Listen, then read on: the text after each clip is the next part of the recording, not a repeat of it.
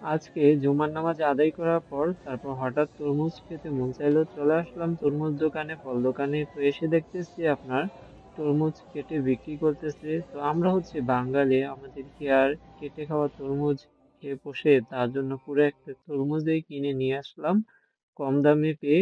তো এখন এই তরমুজটাকে কেটে দেখবো যে এটার কি হাল অবস্থা, এটা কি লাল হয় না মিষ্টি হয়। চলুন আজকে আপনাদেরকে দেখাই।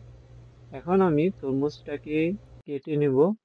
যেহেতু আমার এক হাতে মোবাইল, আরেক হাতে হচ্ছে ছুরি, তো তার জন্য আমাকে এক হাতেই তরমুজটাকে কাটতে হবে। আমি এক হাতেই তরমুজটাকে কেটে নিচ্ছি। আমার তরমুজ কাটা কমপ্লিট। এখন আমি দেখবো যে ভিতরে তরমুজটা লাল হয়েছে কিনা। মাশাআল্লাহ, ভিতরে অনেক সুন্দর লাল টুকটুকে হয়েছে তরমুজটা। ওই কিরে, ওই কিরে, মধু মধু রসমালাই। এটা আর জাপানের তরমুজ কিন্তু অনেক মিষ্টি। আর আমাদের বাংলাদেশে কিন্তু দেখা যায় যে তরমুজের মধ্যে আপনার সুই পুশ করে আপনার রং ঢুকিয়ে রাখে বা ফরমালিন দেয় আর কি।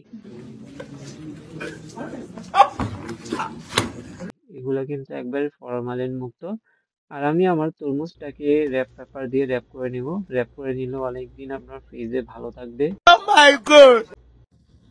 এই হচ্ছে জাপানিজ তরমুজ। এটাকে জাপানি ভাষায় বলে আপনার সুইকা। তো যখন বাংলাদেশে থাকতাম, বাজার থেকে যখন তরমুজ কিনে বাসায় নিয়ে যেতাম, তারপর যখন বাসায় নিয়ে গেলে আম্মাই যখন কেটে দিত, তখন তরমুজের যে মাঝখানের জায়গাটা, এটার মধ্যে আগে কামড় দিয়ে খেতাম যে কেমন লাগে বা কতটুকু স্বাদ আর কি। এখন দেখি কিরকম লাগে। ওই কিরে কিরে, মধু মধু, জাপানিজ মধু, সুইকা। মধু মধু রসমালাই। অনেক মিষ্টি। তরমুজ আমি কারে খেলাম। ঠিক আছে। জায়গা